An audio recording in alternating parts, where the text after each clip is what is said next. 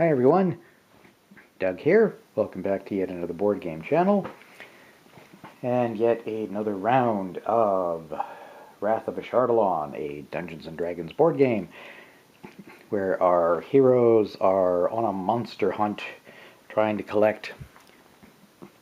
kill, and therefore collect 12 monster figures.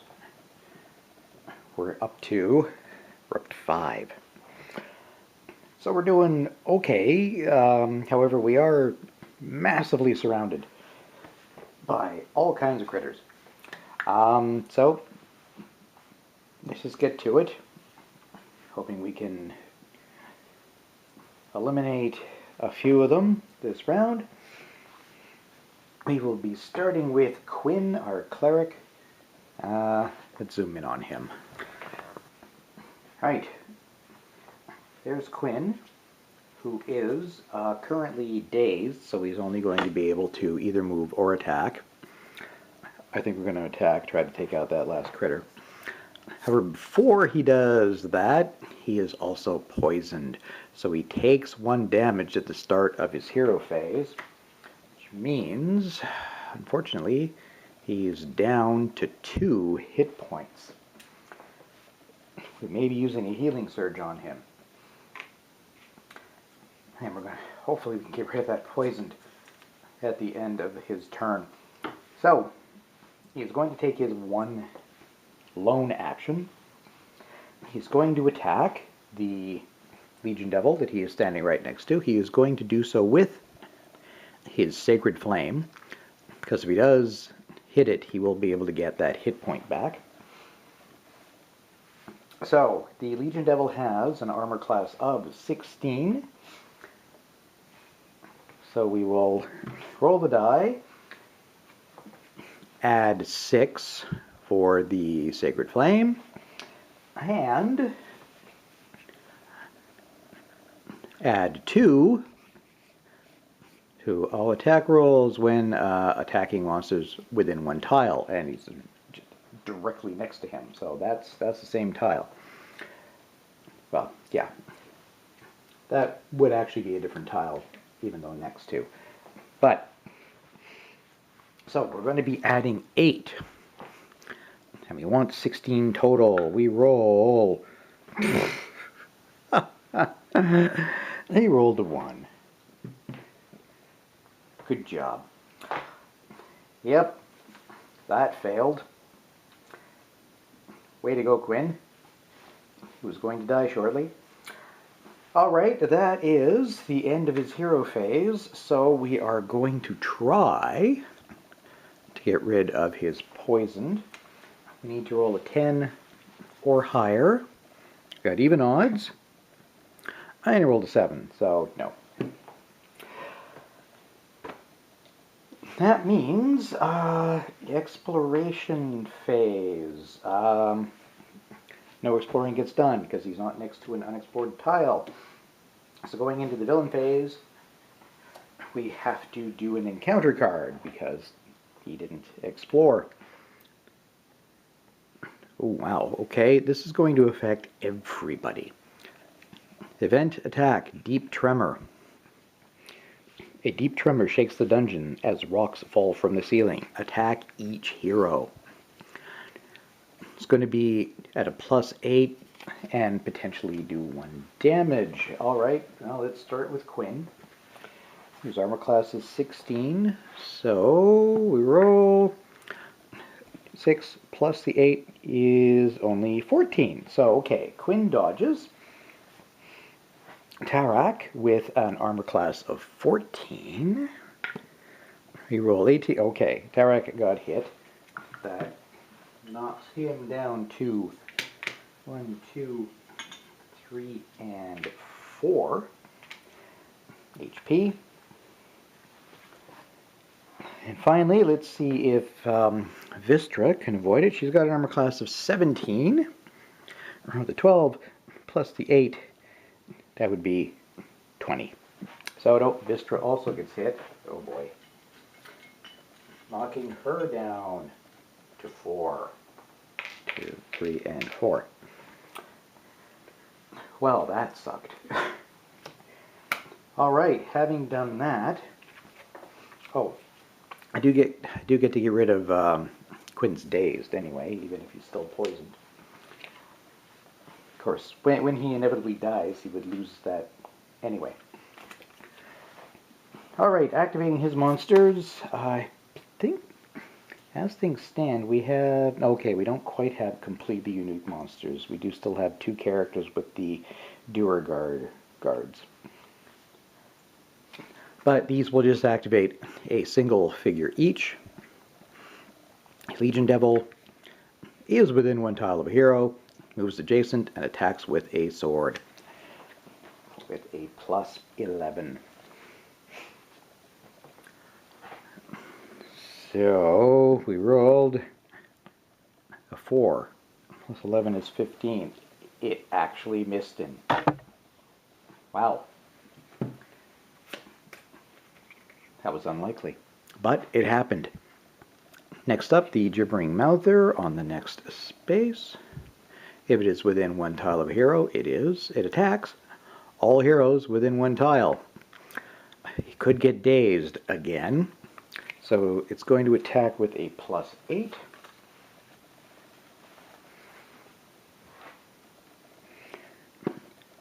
+19 is definitely a hit.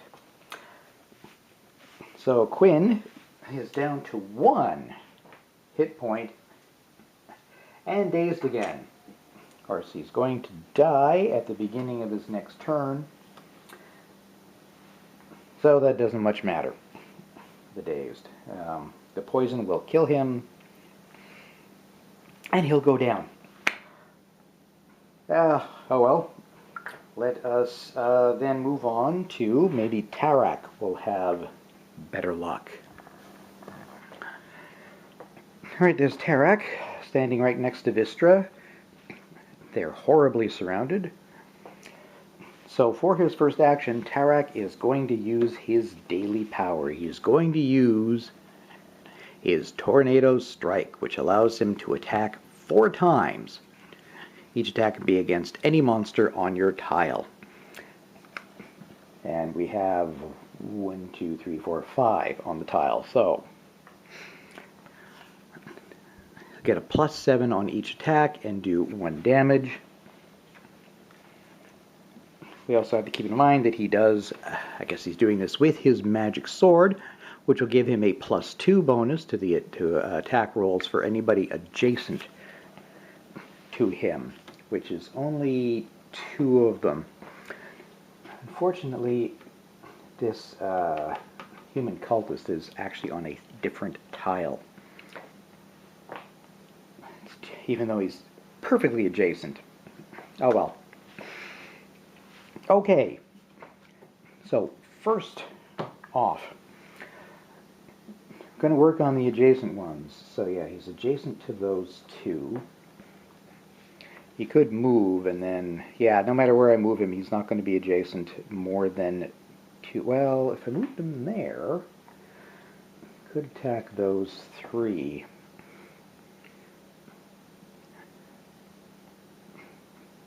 Yeah, and if he takes them down, we will have enough experience that we could bounce a nasty encounter. Okay, let's do that. Tarak's going to move first. He's going to move 1, whoops, and 2, although wait a moment, I want to check to see what kind of HP everything has got. Now, okay, he's not going to be able to kill more than 2 of them anyway, due to how the HP is spread out. This has got 2, this has got 2, this has got 2, this has got 1. Although if it were there and he hit all 4 times, that would be 1, 2, 3. So yeah, it would be a bit of a waste. Okay, let's move him there. Let's attack this. Let's go with the guard first. So okay, we're going to be rolling with a +7. Sorry, a +9 total. 7 for his Tornado Strike, and 2 for the magic sword because we're right next to things. Yeah, those all have 2 HP. So, okay, we're going to take out 2 of them, hopefully, assuming we roll well. So let us start with, yes, let's start with the Duragar Guard with an armor class of 16. Okay, first strike, so it'll be 9 plus 17. That is a hit. Also notice after the attack, place your hero on any square on your tile. So, well, we'll see if there's anything advantageous there. Second, we are going to hit it again. So 9 plus 19. Boop. All right. One's down. We have collected 6 enemies. Woohoo. Now, I've got a choice between the Orc Smasher and the Grell. Well, the Grell can give us horrible status effects. It also has 2 HP. The Orc Smasher has a slightly better chance of hitting us because it's got a +9 as opposed to the +7s. But if the Grell is successful, it can poison or daze us. So yeah, let's use his third one on that nicely adjacent Grell. Oh, I forgot to throw out, well, add to the experience pile that guard. All right. 9 plus, and we want 15. 9 plus 17. We have done 1 damage to the Grell.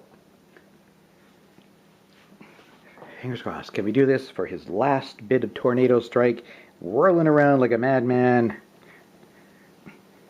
10 plus 9. Yep.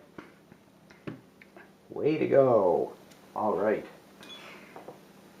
And there is another figure collected. We are up to 7. We need 5 more figures. Oh, and yes, let's add that Grell to our experience pile. Now, after the attack ends, place your hero on any square on your tile.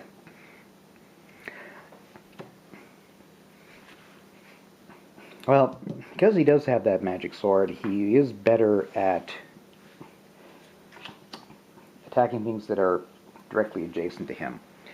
So let's go ahead and move him adjacent.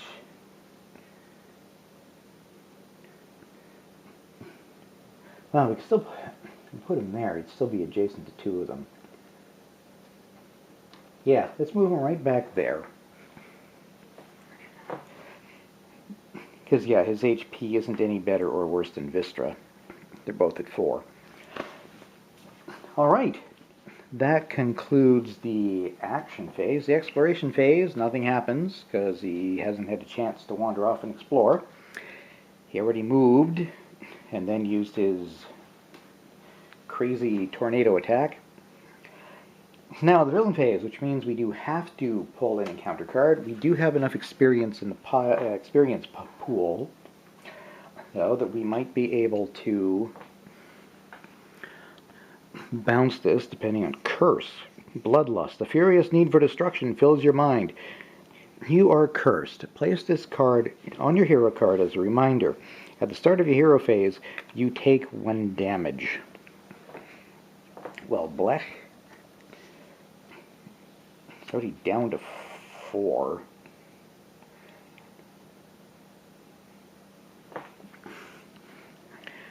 Oh, on the other hand, discard this card when you defeat a monster, so it's an easy... Okay, yeah, we'll save the experience for like a really nasty one. The Deep Tremor would have been a great one to avoid, because it affected everybody. So yes, Tarak has available Bloodlust at the moment. That's okay, all he has to do is kill anything. Alright, now we activate his monsters, so we are starting with the snake. Oh wait, the snake's probably going to attack. Okay, everything's going to attack him, isn't it?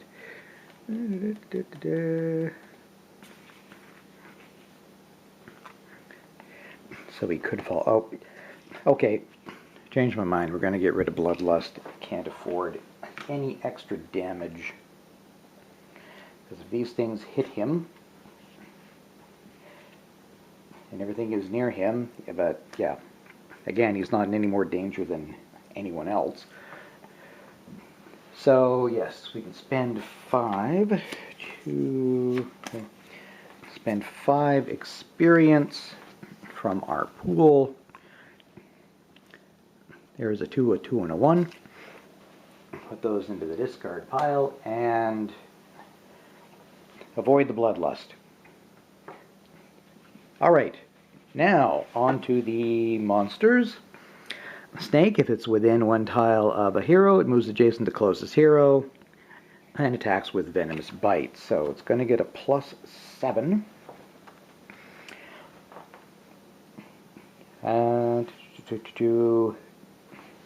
Tarak's armor class is 14, so we wanted to get less than a 7. 19. Alright, Tarak takes a hit. It's down to 3, and he is poisoned. Yes, having the Bloodlust would have been very bad. The Human Cultist is next. If it's within 1 tile of a hero, it moves adjacent. The nearest hero. Actually, let's go ahead and... it's already adjacent. I guess we would have to leave him there because he's already... That's already... No, you know what? We can still move him there. Or her. Who can tell? It's still adjacent to the closest hero, which would have been Tarak, and attacks. Whoever it means Vistra has more target choices on her turn. It's attacking with a poison dagger. Well, at least he's already poisoned, so if he gets hit... Oh, you know what?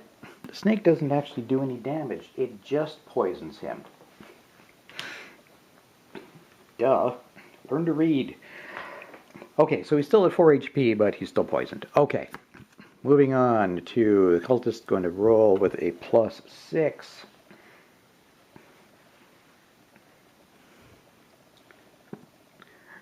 11 plus 6 is 17, and that is enough to hit Tarak. Now he takes a point of damage, knocking him down to 3, but he can't be double poisoned.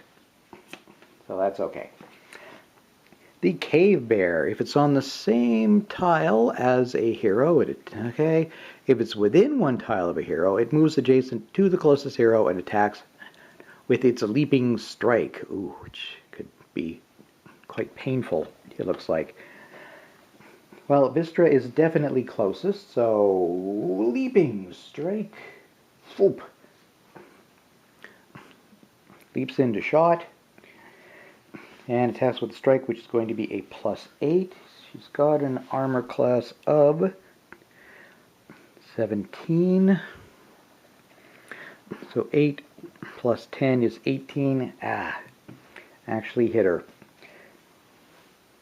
Just. Alright. So she took 2 damage. She's down to 2. And joy.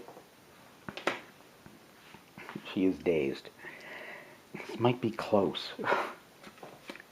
We're having some really good luck and some really appalling luck all mixed together. Alright, that is it for Tarak's turn. Now we will be moving on to Vistra. We're already centered on her. So, well, she can only move or attack, not both. I assume that means that she wouldn't be able to use her Dwarven Resilience because it happens in lieu of moving. Or, well,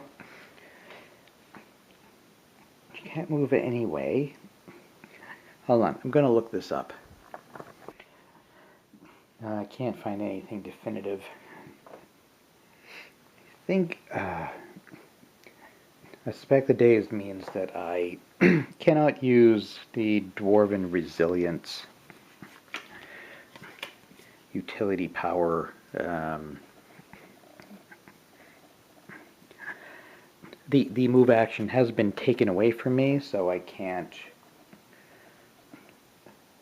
do something that would replace it otherwise. That's how I'm seeing it anyway. So I would be able to either attack or move or use my Dwarven Resilience and go back up 4 points.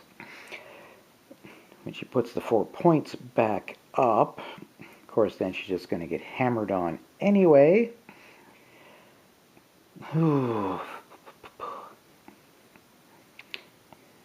What to do? Okay, I'm going to... Yeah, instead of doing anything else, I'm going to use her Dwarven Resilience and get her 4 hit points back. Otherwise, she's going to fall, and because we are guaranteed to lose Quinn next turn. And everybody else is too close. So 2 plus 4, so that brings her back up to 6 HP. So she's probably going to get hit. But hopefully not terribly much. We do just have two monsters that she controls. Although first, well, she gets to get rid of Dazed because she's done her hero phase. Obviously not exploring, so we have to do an encounter, and we don't have enough experience to bounce this. Oi. Okay. Event, unbearable heat. The volcanic vapors that fill the tunnel slowly wear down your endurance. Each hero takes 1 damage. Which means Quinn is down. So, yeah. Quinn is down. Am I using the right figures? Yes, I'm using the right figures. Quinn is down, so he'll be using a healing surge right away. Tarak loses a point. He's down to 2, and he's poisoned. Vistra is still at 5. Oi. Yep, this could have gone better. Alright, so we will activate Vistra's critters. The guard, not next to the hero, not on a tile with no heroes and an unexplored edge.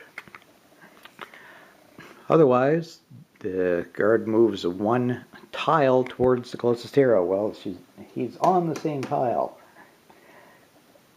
I don't know if I'm making it too easy for myself interpreting it this way, but things are going badly anyway. So, yeah, it's just going to stay there. The Orc Smasher, however, if the Orc Smasher is within 1 tile of a hero, and he in fact shares a tile with 2 of our heroes, it moves adjacent to the closest hero and attacks with heavy mace. Well, he's already adjacent to Vistra, so he doesn't even need to move. So he's going to attack with the mace, which is only going to do 1 point of damage if it does hit, with a +9 to its roll. Alright, and 4 plus 9 is less than 17. Yes, he missed. Huzzah. Okay, that finishes off that round. Shall we do another? Let's see, we're at 3, 4, 5, 6. We're up to 7. We need 5 more. Yeah, what the heck, let's go ahead and do...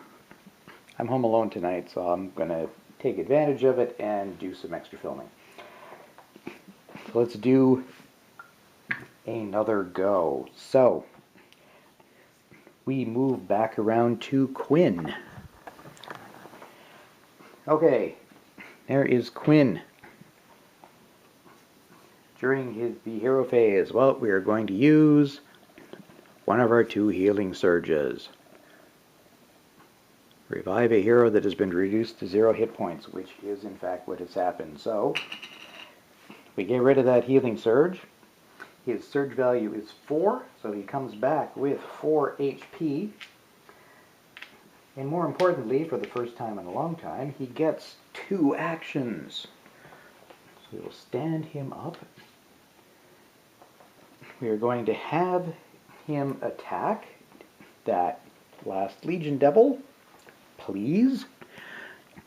+6 using the Sacred Flame. +2 with his Staff of Elements.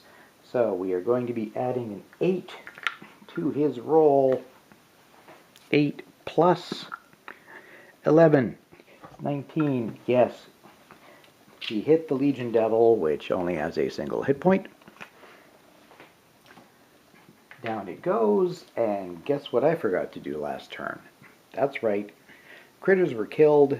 Treasures should have been drawn.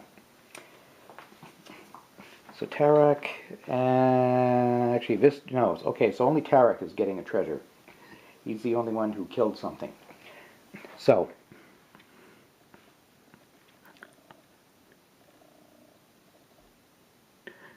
well, this would have been very useful if I'd remembered to pick it up. Blessed Shield. The Blessing of Bahamut protects you and your allies. Play this item immediately. You and all heroes on your tile, which would have included Vistra. Gain a +2 bonus to armor class while this item is in play. So she would have been a little harder to hit, but she only ended up losing a single hit point during that turn, so okay. So be it. We will just soldier on.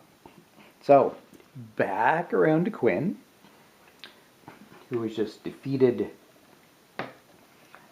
that last Legion Devil, which means we get to put 3 experience points into our experience pool. And he gets another treasure. Potion of Rejuvenation. You feel relaxed and refreshed after drinking this potion. Used during your hero phase, flip up one of your used powers. Discard after using. Okay, did he use anything? He hasn't used anything yet. Hasn't had much of a chance. He's been trying to hit and it's just been...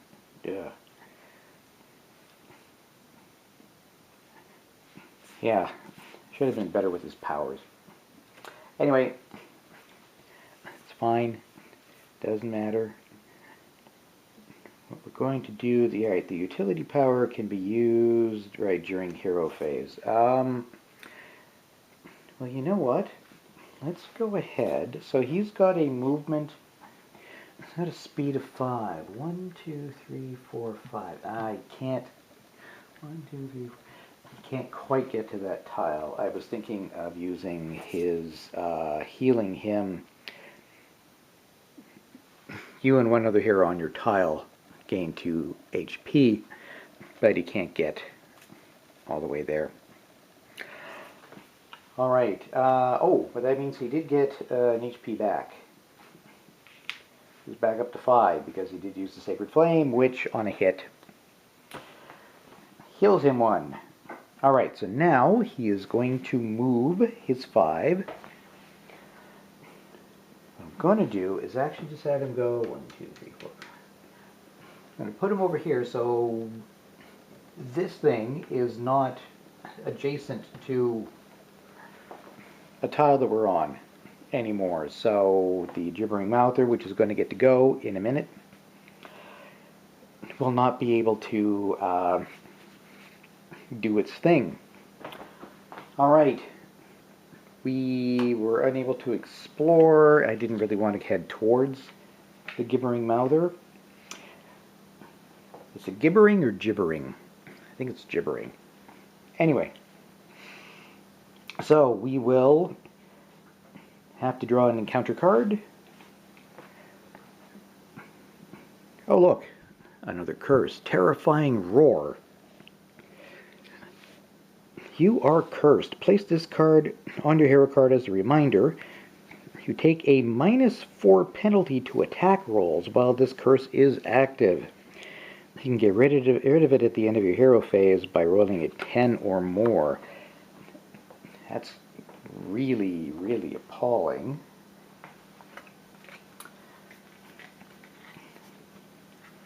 Yeah, I don't think I want him that weakened. That's blech. That's terrible. Okay. I hate using it up in case something even worse comes down the pipe, but we don't know. So we're going to spend 5 experience to bounce the Terrifying Roar. Because right now Quinn is tied for highest HP, so he's going to go in and start hitting stuff. Alright. The critters get to go. The gibbering mouther. It is not within a tile of a hero anymore, otherwise it moves one tile closer. I can put it wherever. Just trying to delay it doing anything. Okay, now on to Tarak. Let's see what we can do to salvage him. Alright, Tarak, down to 2 HP, but is also poisoned, loses an HP, so he's down to a single point. Well, okay then. Okay, we are going to, for his, he's going to attack first. Thinking positioning shot. Place that monster in. Just looking, reminding myself. Oh, I've been really bad about using their powers. I keep forgetting all the wonderful things they can do. Okay, our rogue is going to do his distracting jab. Attack one adjacent monster. If you hit, move the monster 1 square, and after the attack he gets to move. And I want to get him out of there so he's less likely to get attacked at the at 1 hit point. So that will be a +7, a +2 because of the magic sword. And I just got to decide what he's going to attack. He's actually going to attack. We're going to go with the cave bear, who has 2 HP. As if I attack him successfully, going to use his furious assault and do an extra damage on it. I'll do a +1 damage. So if he hits it, it'll be enough to actually take it down. Alright, so we are going at a +9. Oh wait, no, he's not adjacent to it. Shoot.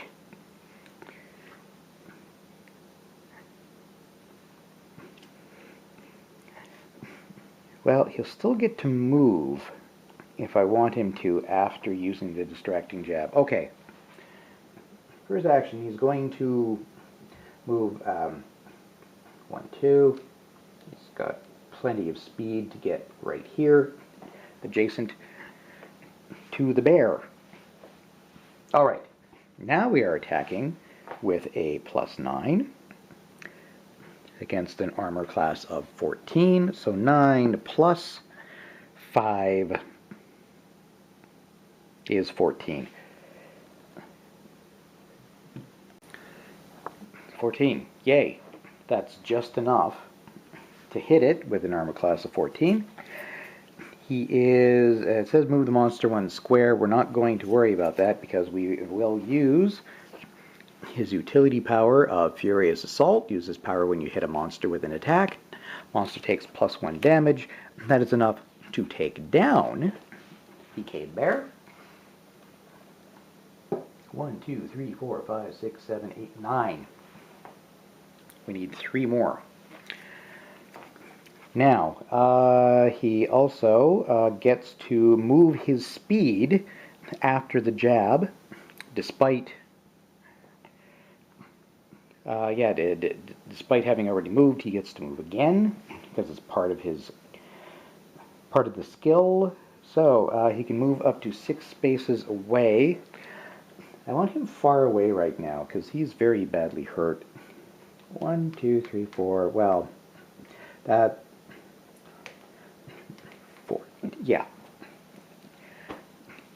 That's enough to get him into another tile away from everything else that might go after him. Means, of course, Vistra is going to get attacked a lot, but she has 5 HP and very good armor class. Tarak could have stayed in there and given her the bonus of the Blessed Shield, but I'd rather get him out of there. And hopefully, well, first of all, it's going to depend whether or not, well, he's going to try to get rid of his poisoned. We need a 10 or higher.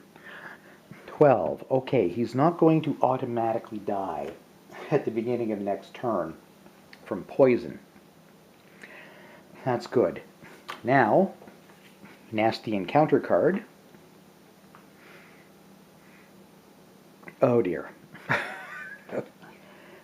We may lose him anyway. Tripwire. A careless step breaks a thin wire, firing a poison dart while sounding a distant alarm.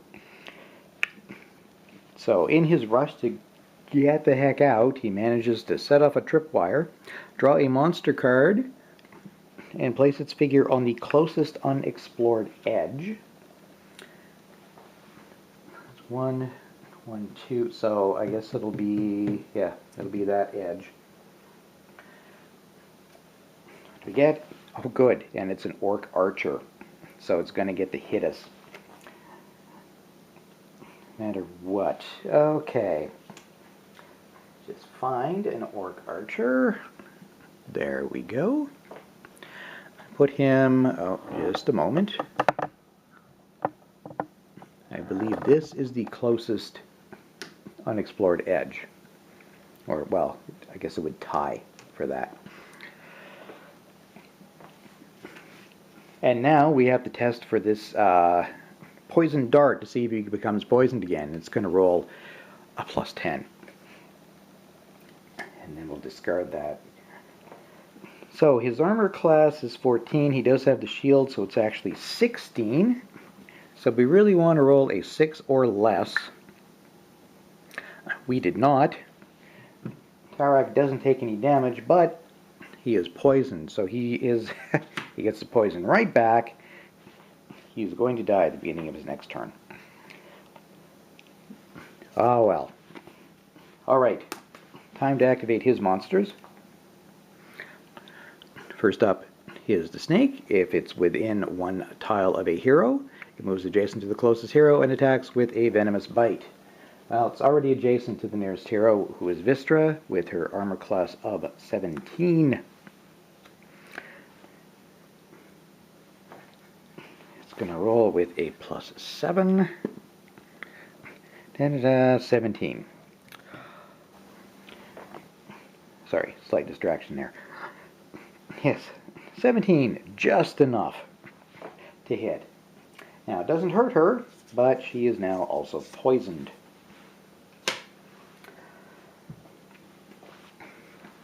Next up is the human cultist. If it's within 1 tile, it is move adjacent and attack with a poison dagger. At a +6. It's going to be 6 plus 13. Oh, 18. So yes, definite hit. She can't be double poisoned, but she does take a point of damage, knocking her back down to 2-4.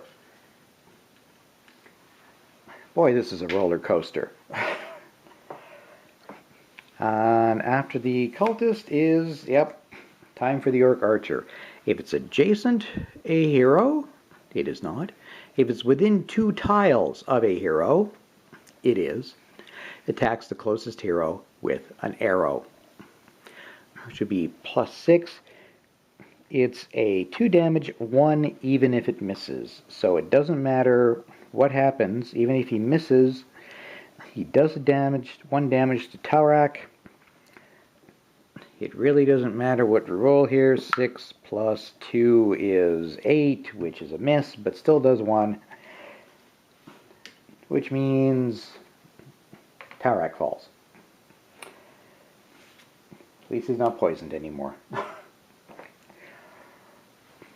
Alright, that's it for Tarak. Bleh. Now, let's see what we can do with Vistra. Alright, Vistra. I'm just reminding myself what her... what she can do. Power, she got her Sure Strike, Charge, Inspiring, Advance. Okay, if she misses one, she can re-roll the attack. Alright. Well, first things first, she's poisoned. She is down to 3 again. Now she's got to decide what she is going to attack. She can, yeah, I think we're going to maybe have her attack and then get the hell out of Dodge. So what's adjacent to her? Adjacent to her is the Orc Smasher, who's got 2 HP, so she won't be able to finish it off.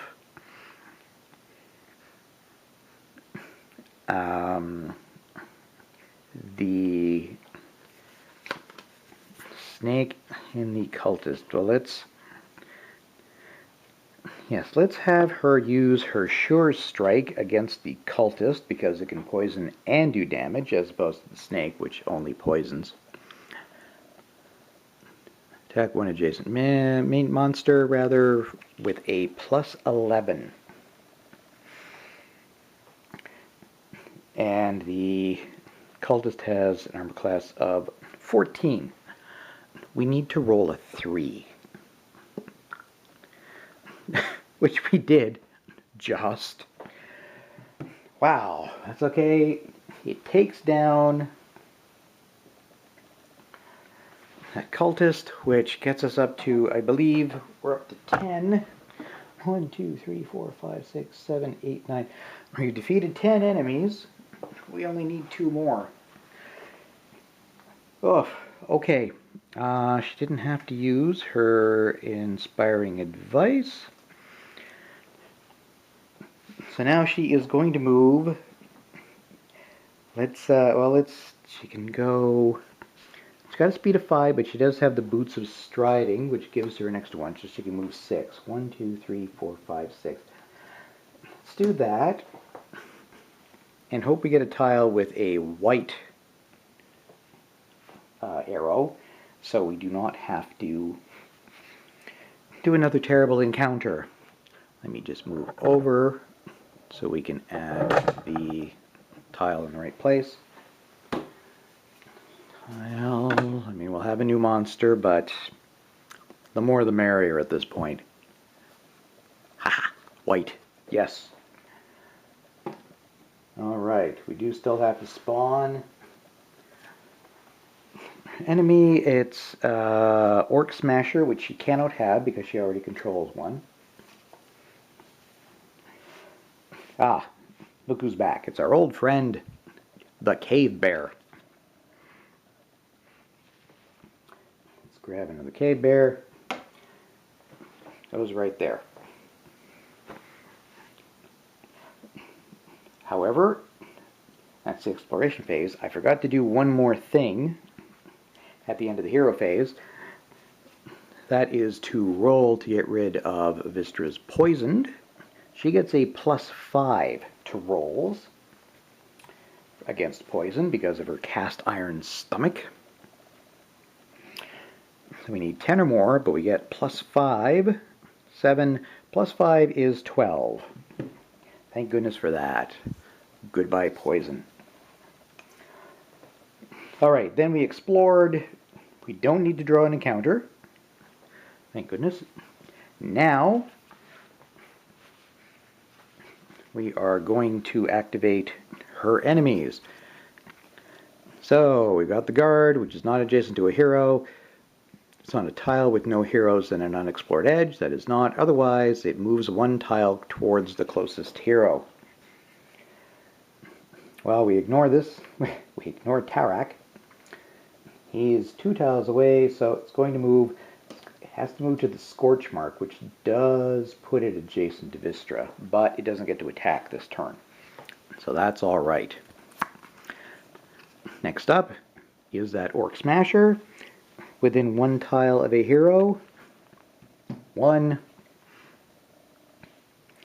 Moves adjacent to the closest hero and attacks with a heavy mace, which is a +9 and possible 1 damage.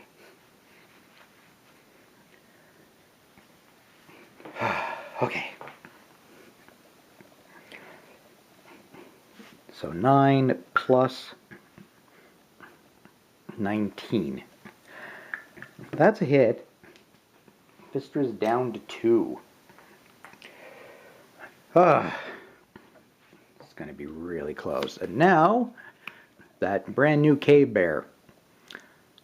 It's on the same tile. It isn't quite. If it's within 1 tile, it moves adjacent and uses the leaping strike. Oh dear. Move adjacent. So a +8. If it's successful, she's going down. Yeah. Oh boy. 8 plus something really low. 11. That's not low. It gives 19. Oh dear. Okay, Vistra is down, which is extremely bad because we have 2 heroes down and only 1 healing surge left. That concludes Vistra's turn. I think we just need to see this through to the end for this episode because, yeah, we desperately need 2 more monsters killed. And so yeah, Quinn and Tarak are each going to have to take down a monster for us to win. Otherwise, we run out of healing surges and that is it. Game over. So let's just do this. This is going to be quick probably, except for my yakking. All right, back around to Quinn. Okay. I kind of have a plan. Quinn is up first, of course. He is going to get to move. Oh gee, did I forget to draw? No, I don't think I forgot to draw treasures.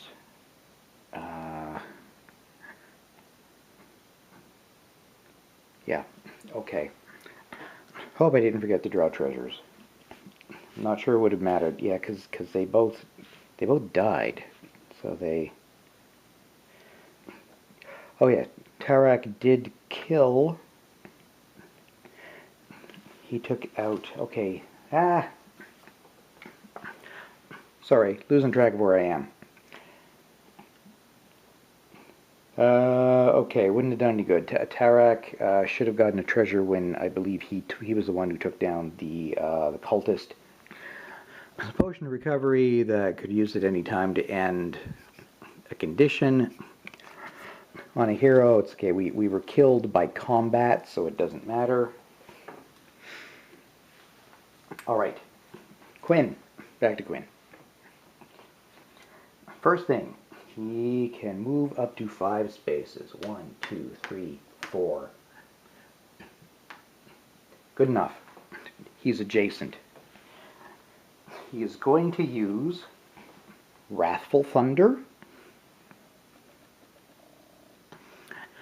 to give him a +6 to attack, along with a +2 for that Staff of the Elements. So we'll be going with a +8 to the roll. If we're successful, it will do 3 and actually kill the Gibbering Mouther, which has 2 HP. So I got an armor class of 14. Here we go. So 8 plus... Yeah, there. Get it settled. 16. That is successful. Gibbering Mouther is down. Therefore, we have 1, 2, 3, 4, 5, 6, 7, 8, 9, 10, 11 monsters down. We need one more to win this game. That ends Quinn's turn. Well, his hero phase. Now we have to draw an encounter card because we didn't get to properly explore. But I think we have enough experience so we can bounce it. So I think we will just bounce it, no matter what, just because we can. And if Tarak doesn't succeed in his hero phase, it's game over anyway. Frenzied Leap. A monster leaps at you with supernatural speed. If a monster is on the same tile as the active hero, that hero takes 2 damage. Otherwise, draw a monster card and place its figure on the closest tile with an unexplored edge.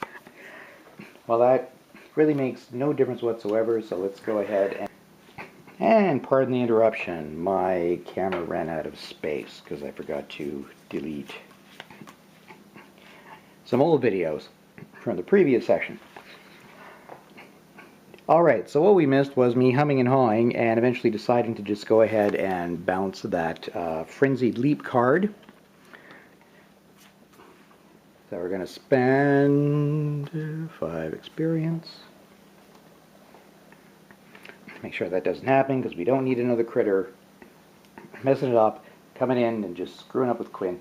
Yeah. Alright, that actually concludes Quinn's turn because, having bounced that, we do not have a monster under his control. So, that brings us to our final turn possible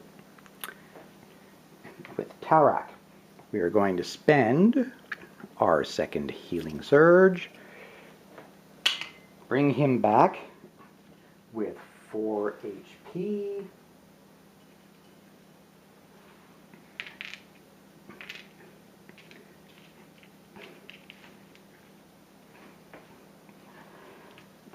And then we will decide who he is going to attack. Well, he stands up.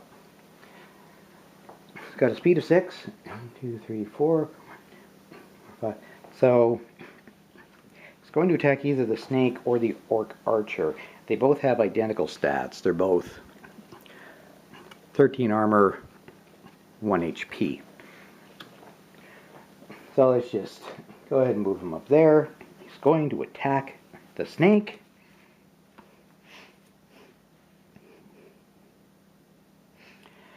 With, again, it doesn't matter which one he uses, his positioning shot or his distracting jab, because a miss is a lose completely. And they are both a +7. So distracting jab, snake has, as I said, a 13. 7, we need to roll a 6. If we roll anything less than a 6, we have lost the scenario. If we roll a 6 or more, we win. 11. Troop kills the snake.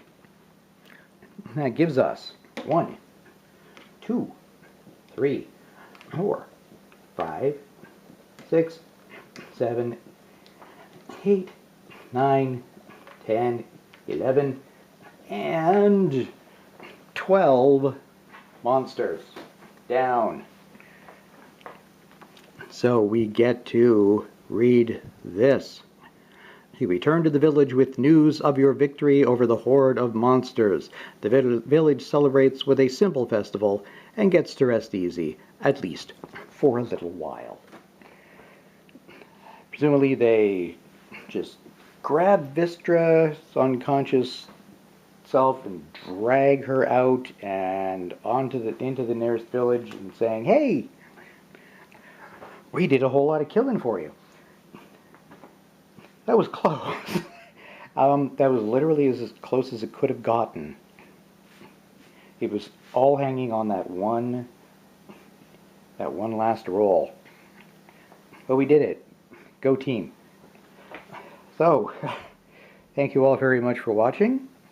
Thank you kindly, everybody who subscribes and likes, either on YouTube or on Board Game Geek. It's very much appreciated. And we'll see what we're going to play next time. Not sure. I never am I? Well, once again, thanks everybody for watching, and I hope you'll join us next time when we start yet another board game playthrough. We will see you then.